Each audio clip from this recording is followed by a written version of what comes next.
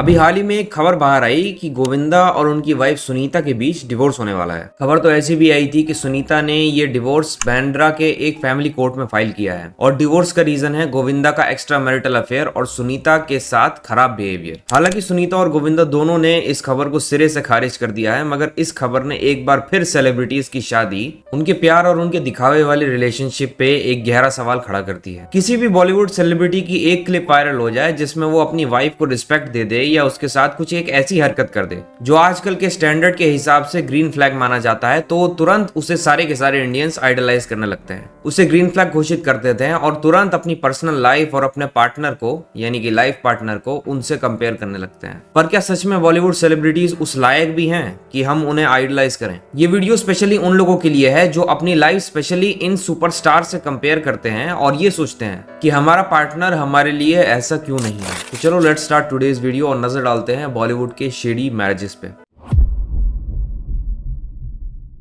विशाल पंजाबी एक काफी famous celebrity wedding film maker है। उन्होंने कहा कि वो एक बॉलीवुड के काफी बड़े सेलिब्रिटी की वेडिंग फिल्म करने गए थे। सब कुछ बहुत अच्छे से हुआ, शादी बहुत ही ज्यादा लेविश थी, गेस्ट बहुत सारे आए थे। दूल्हे ने जब दुल्हन को देखा तो उसकी आंखों से आंसू रुक ही नहीं रहे थे, वो बार बार बेबी आई लव यू बोल रहा था। मतलब सब कुछ एक ड्रीमी वेडिंग की तरह था। अब शादी की पूरी शूटिंग वगैरह हुई तो उसकी एडिटिंग में तो टाइम जाएगा ही। कुछ महीनों बाद जब विशाल ने वो वेडिंग फिल्म देने के लिए एक्टर को कॉल करा तो उस एक्टर ने उस कॉल को उठाया ही नहीं। विशाल ने कई बार एक्टर को कॉल करा पर वो फोन ही नहीं उठा रहा था। फिर उसने एक्ट्रेस को भी कॉल करा। एक्ट्रेस ने कॉल तो उठाया मगर उसने जवाब में ये कहा, मुझसे बात मत करो, मुझे वेडिंग फिल्म नहीं चाहिए। बाद में जब विशाल ने एक्टर के मैनेजर को कॉल किया तो उसने भी साफ कहा, bro it's not happening, we don't want the film. इस इंसिडेंट के बाद विशाल को ना तो पैसा मिला और ना ही फिल्म डिलीवर हुई। पहले उनका कॉन्ट्रैक्ट 50% एडवांस और 50% डिलीवरी के बाद होता था, लेकिन इस घटना के होने के बाद उन्होंने रूल चेंज करके 100% एडवांस रख दिया। इंटरव्यू में वो हंसते हंसते बोलते हैं, मेरे पास अभी भी उसकी फुटेजेस हैं, अगर मैं बेचूं तो कॉमेडी फिल्म बन जाए। ग्रूम रोना धोना कर रहा है, बार बार आई लव यू बेबी कह रहा है। सब के सब मगरमच्छ के आंसू थे। He is a big Bollywood star, मैं नाम तो नहीं ले सकता मगर उसकी वैल्यू मिलियंस में है। वैसे विशाल पंजाबी का पोर्टफोलियो काफी ज्यादा बड़ा है। उन्होंने विराट कोहली, अनुष्का शर्मा, रणवीर सिंह, दीपिका पादुकोण और कियारा आडवाणी, सिद्धार्थ मल्होत्रा की वेडिंग्स शूट की हैं। विराट तो ये हो नहीं सकते क्योंकि वो एक बॉलीवुड एक्टर है नहीं, बचे सिड और रणवीर, जिसके बाद लोगों ने रणवीर को पॉइंट आउट करना शुरू कर दिया क्योंकि उसकी वेडिंग फिल्म काफी सालों बाद रिलीज हुई थी एंड गेस व्हाट, उसमें वो आई लव यू बेबी कहते हुए ही दिख रहे थे। बस इसके बाद स्पेकुलेशंस तेज हो गए कि वो बहुत बड़ा बॉलीवुड स्टार कोई और नहीं बल्कि रणवीर सिंह ही है। हालांकि ये सिर्फ स्पेकुलेशंस थे मगर इस खुलासे ने ये बात जग जाहिर कर दी कि बॉलीवुड कपल्स के बीच सब कुछ ठीक नहीं रहता। आप बस नाम सोचो, चाहे आज के एक्टर्स हों या पुराने जमाने के, मैक्सिमम एक्टर्स के बैकग्राउंड में झांकोगे तो कहीं ना कहीं बेवफाई ही निकलेगी।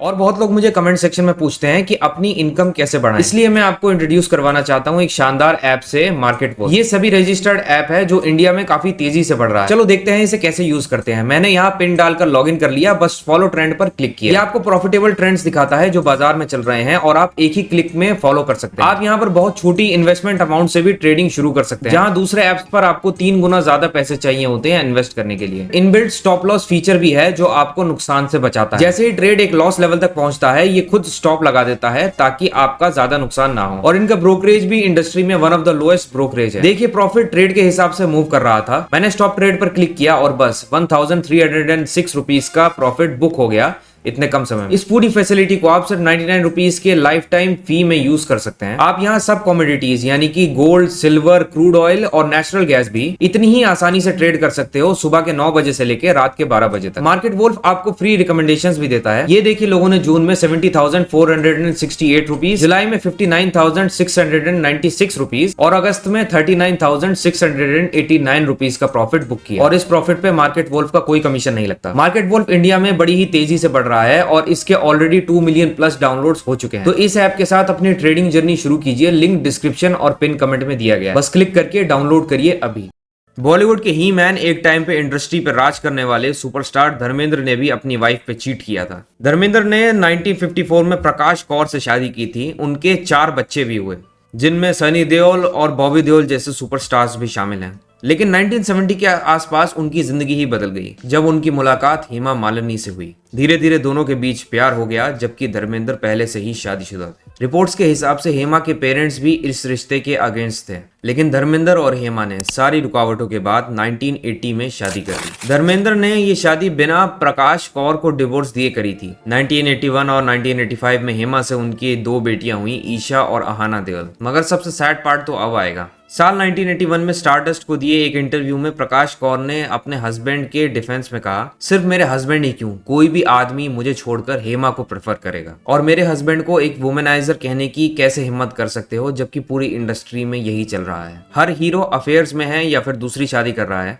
धर्मेंद्र शायद बेस्ट हस्बैंड ना हो, लेकिन वो एक बेस्ट फादर है। बच्चे उनसे बहुत प्यार करते हैं। उन्होंने अपने बच्चों को कभी निग्लेक्ट नहीं किया। उन्होंने ये भी कहा कि उन्हें हेमा से कोई गिला शिकवा नहीं, लेकिन अगर वो खुद हेमा की जगह होती तो ऐसा कदम कभी नहीं उठाती। प्रकाश बोली, मैं समझ सकती हूँ हेमा क्या फील करती है, क्योंकि उससे भी दुनिया, रिलेटिव्स और फ्रेंड्स का सामना करना पड़ता है, लेकिन एक वाइफ और मदर होने के नाते मैं ऐसा कभी नहीं करती।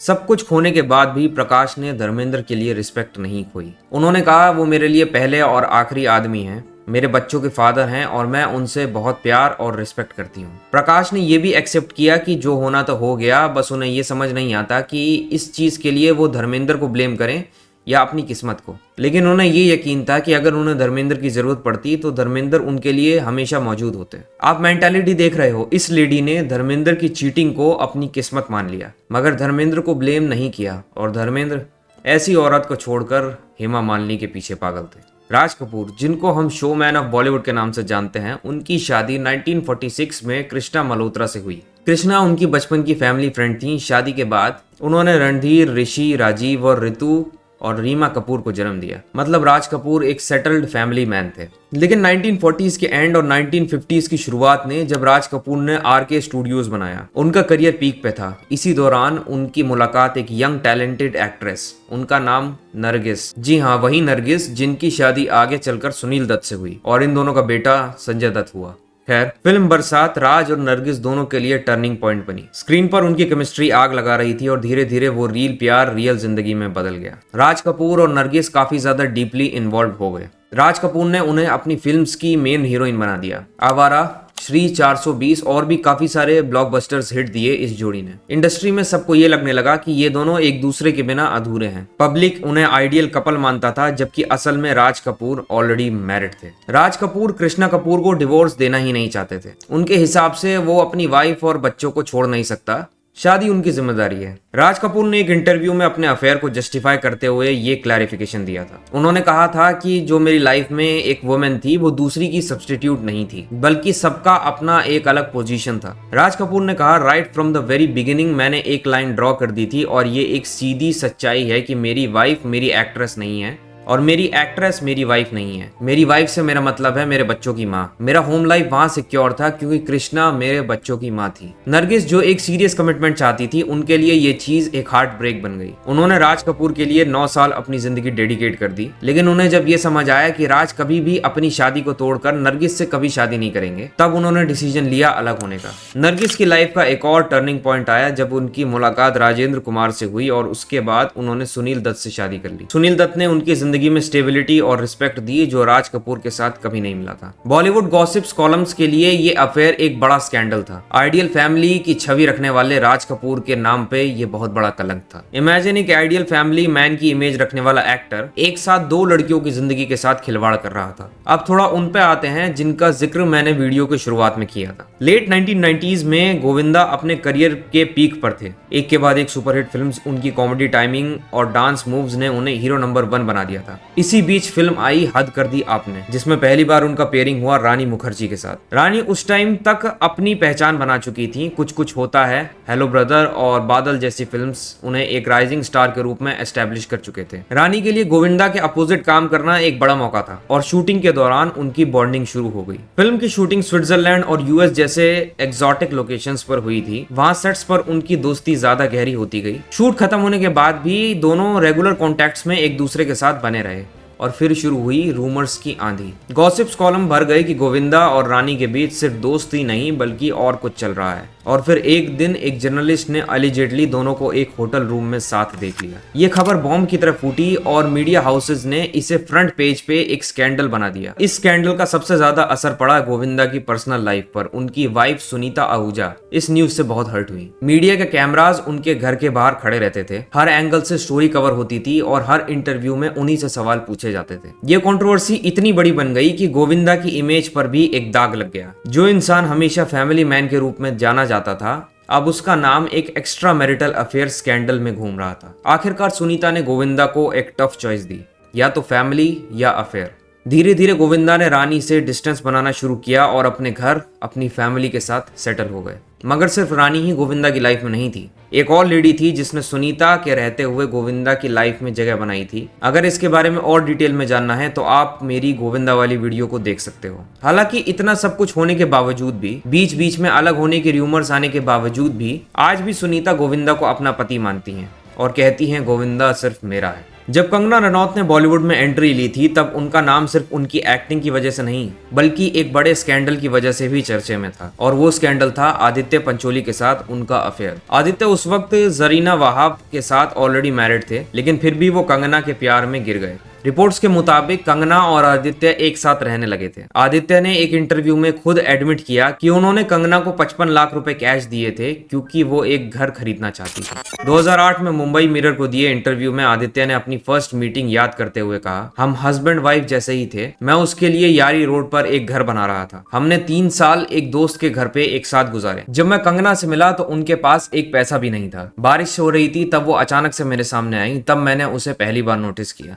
उसने बार बार मुझे फोन करना शुरू किया और फाइनली हम मिले। इनिशियली वो एक सिंपल टाउन गर्ल थी और मैं उससे प्यार कर बैठा। ये अफेयर 3 साल तक चला, लेकिन मीडिया और इंडस्ट्री में इसके खुलासे के बाद ये सबके लिए एक सेंसेशनल गॉसिप बन गया। इसी बीच आदित्य की वाइफ जरीना वहाब का रिएक्शन भी बहुत सरप्राइजिंग था। उन्होंने खुद एडमिट किया था कि आदित्य काफी बार अपनी शादी से वॉन्डर करते हैं, लेकिन उन्हें इससे कभी इमोशनल पेन नहीं हुआ। उन्होंने एक इंटरव्यू में कहा कि लोग सोचते हैं मैं बहुत स्ट्रेस्ड हूँ, सबको लगता है ये बेचारी परेशान है क्योंकि आदित्य इस लड़की या उस लड़की के साथ है, लेकिन कोई ये क्यों नहीं कहता कि वो लड़की एक मैरिड आदमी के साथ इन्वॉल्व है। मैं इस सबको एक फेस की तरह समझती हूँ जो आता है और चला जाता है। आदित्य मुझे बहुत प्यार करता है और वो किसी और के साथ सीरियसली इन्वॉल्व नहीं होगा। बंदा अपनी गर्लफ्रेंड के लिए घर खरीदने वाला था, दोनों 3 साल तक साथ रहे थे और मैडम को अभी तक ये लगता है कि मेरा हस्बैंड किसी भी लड़की के साथ सीरियसली इन्वॉल्व नहीं होगा। वाह भाई, इनकी भी एक अलग ही डिल्यूजनल दुनिया होती है। जरीना ने यह भी कहा कि उन्हें सिर्फ तब प्रॉब्लम होती अगर आदित्य अपने अफेयर्स घर तक ले आते।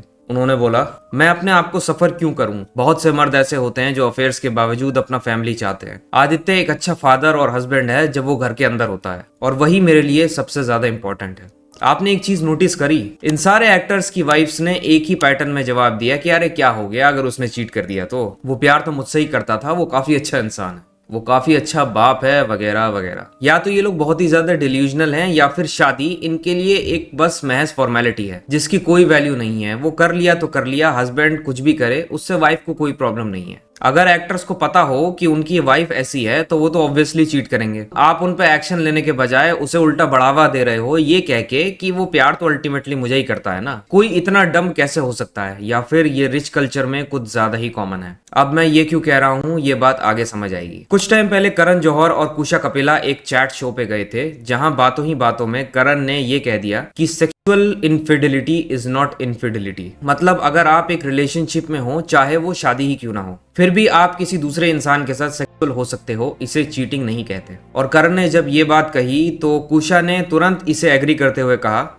कि I believe that. And remember, infidelity is not infidelity. That's my mantra.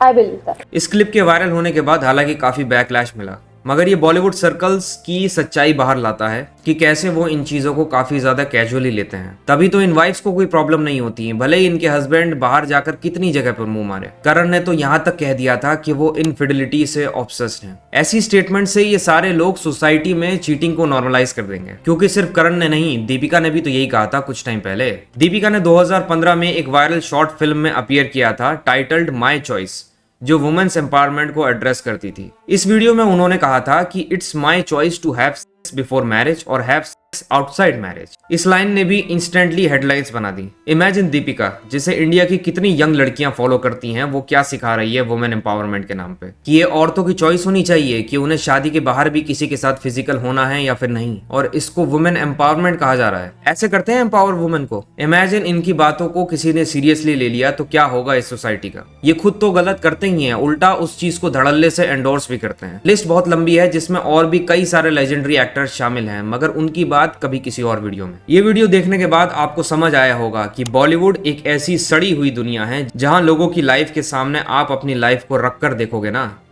तो आपको अपनी लाइफ बहुत ज्यादा अच्छी लगेगी। तो प्लीज उनसे इन्फ्लुएंस होना बंद करो, और खास करके उनसे अपनी लाइफ और अपने पार्टनर्स को कंपेयर करना तो बिल्कुल बंद करो, क्योंकि क्या पता असली ग्रीन कैमरा के आगे दिख रहा है वो कोई हीरो नहीं, बल्कि कैमरा के पीछे आपका बंदा हो। I hope you like this video and my perspective of seeing things. अगर वीडियो पसंद आई है तो please subscribe to this channel.